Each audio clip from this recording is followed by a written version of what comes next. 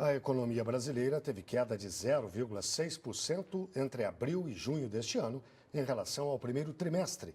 Os dados foram divulgados hoje pelo IBGE. E o resultado do desempenho nos meses de janeiro, fevereiro e março foi revisado.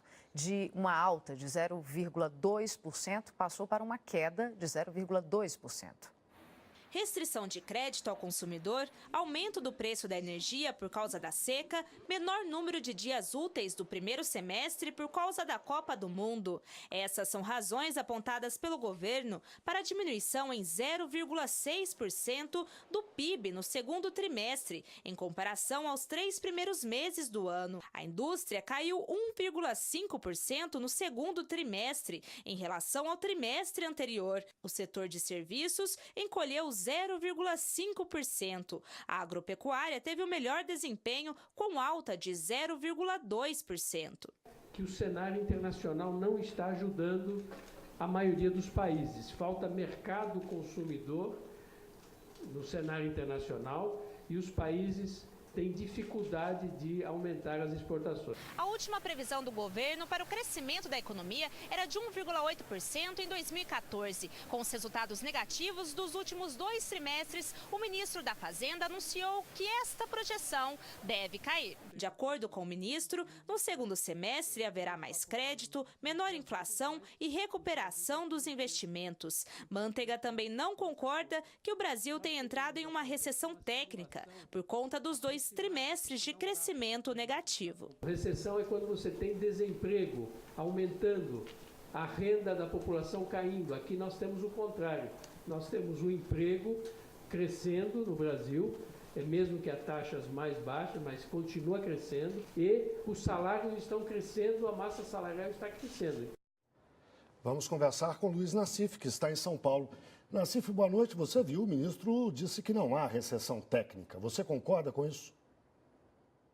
Você tem uma firula, era uma firula metodológica aí. O IBGE garante que não tem recessão técnica também, alguns setores garantem. A questão objetiva é o seguinte: de um lado você tem realmente um desaquecimento muito grande da inflação, da atividade econômica, está parada efetivamente. Agora, você não tem esse quadro técnico de recessão, com desemprego, queda de salário e tudo mais. Agora, o ministro ele coloca um ponto para explicar esse desaquecimento, essa paradeira na economia, que é a crise mundial. Ou seja, a crise mundial reduz o nível de atividade dos países e o Brasil não consegue exportar para lá. Mas essa afirmação dele mostra o erro que é essa política cambial nossa. Porque com todos os países em recessão, a Europa, principalmente a Europa e os Estados Unidos, eles querem aumentar as exportações para poder compensar a queda do mercado interno. E exportam para quem? Para quem está com o câmbio desatualizado. Então essa exportação vem para o Brasil e tira a produção brasileira do páreo. Então, você tem um conjunto de erros de política econômica que explicam esse desaquecimento. Inclusive essa questão de contenção de preços de combustíveis, que afetou muito o agronegócio, afetou a Petrobras, a demora nas concessões públicas. Por outro lado, você tem um conjunto de fatores que vai trazer bons resultados nos próximos meses e no próximo ano. Um deles é o pré-sal. Só o pré-sal, sozinho, o efeito dele sobre a indústria extrativa foi de equivalente a 0,2% do PIB, que é um grande número aí. E está em início de acelerar o pré-sal. Um outro ponto é a questão das concessões que começam a sair do papel e um conjunto, e o fato também da presidente, nesse período, o ministro, aí não ter permitido queda de salário e de mercado de consumo, que impediu a economia de cair mais.